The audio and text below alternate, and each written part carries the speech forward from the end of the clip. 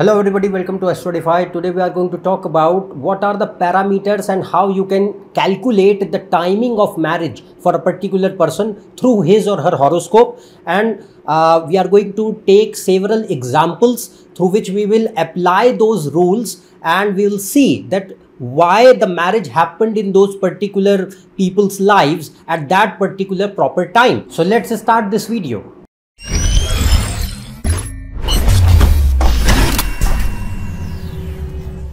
If you want to book a consultation for yourself, you can go on this website. The link is given in the description.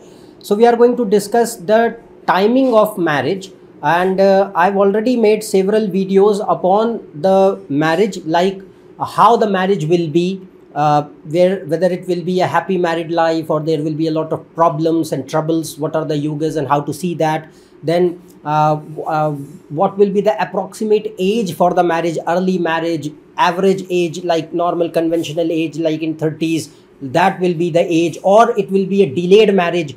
What are the yugas for that? I've made videos on that as well. How will be your life partner? It is exactly fixed. So how will be your life partner, he or she? So from horoscope, how you can judge that, I've also made video on that. And also the yugas for no marriage, that what are the yugas for no marriage at all. So or divorce or separation and anything like that, or multiple marriages, when do the yugas for multiple marriages happen. So I've made plenty of videos, and all they are available in the playlist shown above. You can watch them in order to know about all these facets of marriage through astrology. But today we are going to only focus on the part of marriage timing, that how you can assess that this person is getting married or will marry in that particular dasha, mahadasha, antardasha of planets, and what are the transits. We'll also see the transits, that how an event occurs in a particular transit of Saturn, Jupiter. So that we will altogether see. So first of all, you have to understand certain parameters which are checked and for the marriage timing, and then we will apply them on the horoscopes. So the first parameter that you need to look at is the tithi lord. So tithi means the lunar day in which the person is born. So like a solar day, Monday to Sunday, all other days are there. So a particular day is governed by a particular planet. In a similar way, according to the 30-day lunar cycle, a person is born in a particular tithi. So that tithi, lord governs the marriage of the person. So in this case, we'll see that who is the tithi lord. If the dasha of the tithi lord is running, it can give the marriage to the person. And I've already, as I said to you, that the videos I've already made, that how you need to know that, okay, this is my tithi lord, and how you are going to apply that, whether it is making any bad doshas in the chart. There are particular graha dosha and panchanga dosha. What are those? All those videos are covered in the playlist. Watch that. If you don't know what I'm talking about, you will not be able to assess and properly time the marriage in the horoscope. So you need to look at the combinations. So that have already been covered on those videos. Now, first here is the tithi lord, and next will be the 7th house and the 7th lord. So for the first marriage, for first marriage, you look at the 7th house. And if anybody has the yugas for more than one marriage or anything like that, you look at other houses, but not the 7th house. Generally, we take 7th house because we are generally looking at the first marriage only. So 7th house and the 7th lord is the main house of marriage. And the planets which are sitting in the 7th house, which are in relation with the 7th lord, or which are in relation with the tithi lord, they can give the marriage to the person in their time periods. Then you can also need to check the 12th lord, 12th house or the 12th lord. Planets in the 12th house, they can also give the marriage. And the planetary lord of the 12th house, the lord plays a major role. If that is also, let's suppose the dasha of that planet which is 12th lord is running, it can give the marriage to the person, because 12th house is the start of married life. Particularly it is the house of conjugal bliss. So a 12th house is seen for that.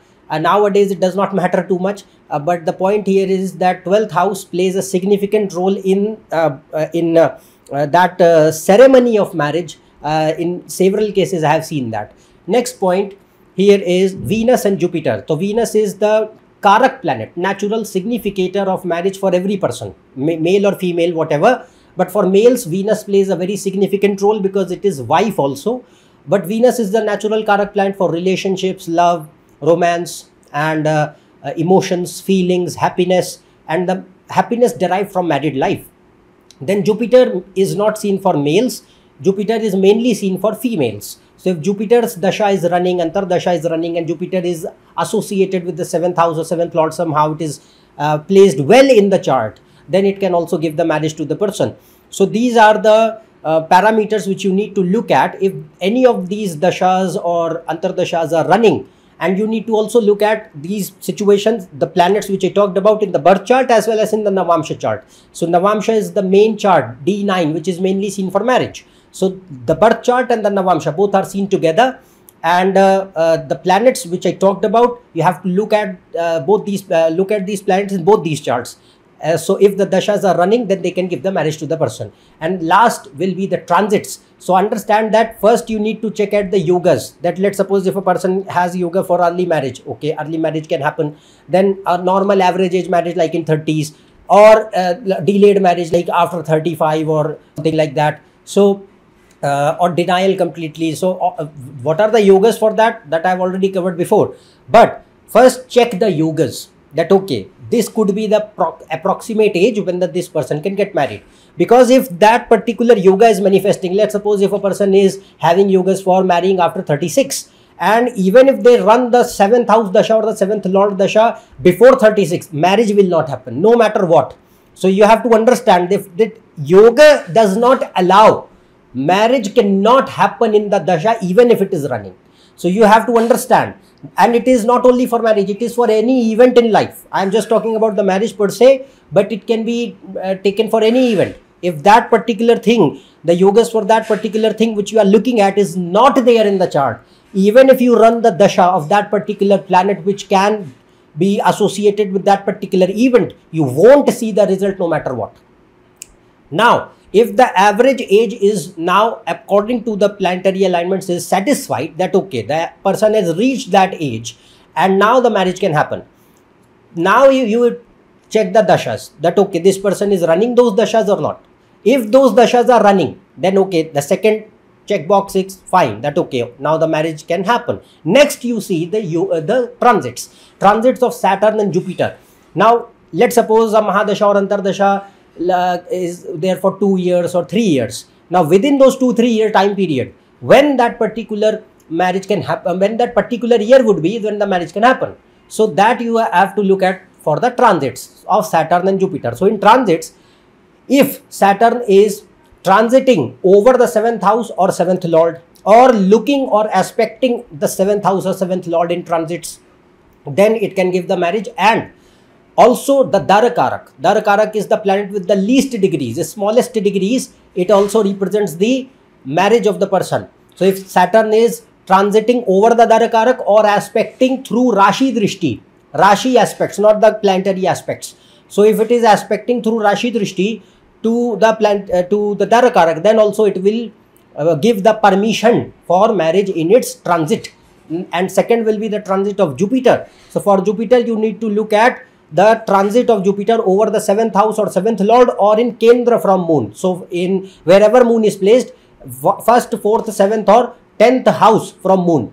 If Jupiter is transiting, it can give the marriage if the dashas are there for the marriage. So now we will understand by applying these principles on 3 charts. So first chart you can see here is of a male, and he got married in 1990. So 4th of February 1990, the marriage took place, and he was running Sun-Mars period. So Sun-Mars started from 3rd February 1990, and he got married the next day on 4th February 1990. Now, if you look at that in his case, why did the marriage happen in Sun and Mars? Now it is very simple to see, because first of all, look at the Tithi Lord. So in his case, he was born in Chaturthi Tithi. So Chaturthi Lord is Mercury. Now Mercury governs the marriage in his case primarily, and Mercury is in conjunction with Sun. He was running Sun Mahadasha. Then Mercury is in conjunction with 7th Lord of marriage, that is Mars, and Sun is in conjunction with Mars also, and Antardasha of Mars was running. So Sun and Mars both are Both are equally capable to give the marriage. In Navamsha chart, if you look at, Sun is the 7th lord of marriage in Navamsha. Mars is 7th lord in the birth chart. Then if you look at the condition of Mars itself, in this case, understand that Mars is not going to give delayed marriage or quite a significant troublesome marriage, because first of all, Mars is Vargottam in a friendly sign and is in Pushkaramsha, placed in 3rd house where Mars gains tremendous strength. Then here, this Mars is not good for the health part, but for the marriage part it is fine. Next point, if you look at in Navamsha chart, Mars is again well placed, which is 7th lord. Then the Tithi lord is Mercury, which is also, Mercury is favorably placed for marriage in the birth chart, but not for the health part. But in Navamsha chart, if you look at the placement of Tithi lord, it is in 9th house, very well placed, unafflicted, and in making a strong Raja Yoga with 9th lord Venus, which is the significator of wife. So in his case, it also makes a yogas that tremendous growth after marriage will happen, which happened in his life. He got a really good government position after just the marriage happened. So that happened in his case. But if you look at the Dasha period, Sun and Mars were very favorable to give the marriage in his case. Now if you look at the transit of Saturn and Jupiter. So Saturn was transiting over the 3rd house at the time of marriage, and Jupiter was in the 9th house. So both were looking at looking at the Tithi lord as well as the 7th lord of marriage, Mars. So the transit was also favorable. So in his case, it's very simple to see that why the marriage happened and what were the dashas which gave the marriage. So it's easy, and how you have to apply, I told you. And 12th house is also activated. If you look at, Mercury is the 12th lord, so 12th house is also there. Now you take the second chart. So in this case, it is the case of Indira Gandhi. So Srimati Indira Gandhi, the late Prime Minister of our country. So in her case, she got married in March 1942. I think 26th March 1942. So in her case, she got married in Rahu Saturn Dasha, Rahu Saturn period. Now, why Rahu? First of all, see that Rahu is very important for marriage in her case, because first of all, she is born in Shashti Tithi. So Tithi Lord is Venus. Now Venus is in conjunction with Rahu, and she was running Rahu Dasha.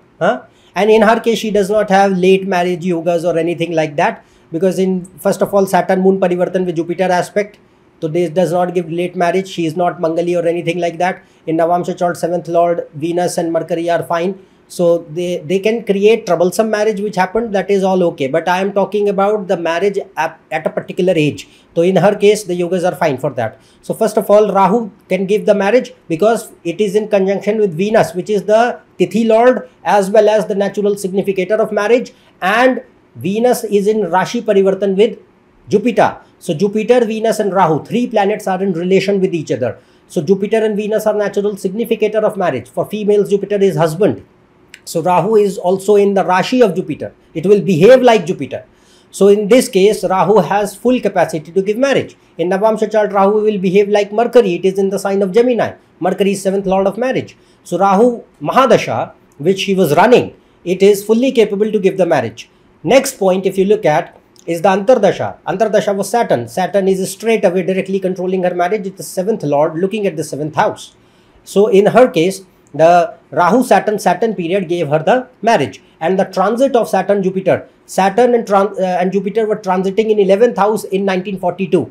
So in her 11th house, from 11th house, Jupiter was transiting over the natal Jupiter, looking at the moon and the 7th house. So it was making yoga. And Saturn was looking at the natal Saturn, which is 7th lord from 11th house in transit period at that time. So here also, and it was directly in opposition with Sun, which is Dharakarak. So in this case, it makes combination or permission in transit for the marriage to happen. So she got married in March 1942 in the period of Rahu Saturn. So this is easily seen in her case. Now we will see the third chart, that is of Angelina Jolie. So in her case, she got married thrice, and none of those marriages survived. The yogas for that I have taken her chart and several other charts before, also discussing the combinations for divorce and multiple marriages and failed relationships. I made a separate video on that. You can watch that. But in her case, if you look at the main planet responsible for marriage is Moon. She is born in Dashami Tithi. So Dashami Lord is Moon, and Moon is the Tithi Lord. So Moon, if you look at, is in 9th house. Jupiter and Mars are in conjunction with Moon. Now you might confuse that, okay, Moon is very well placed, then why the marriage didn't work out.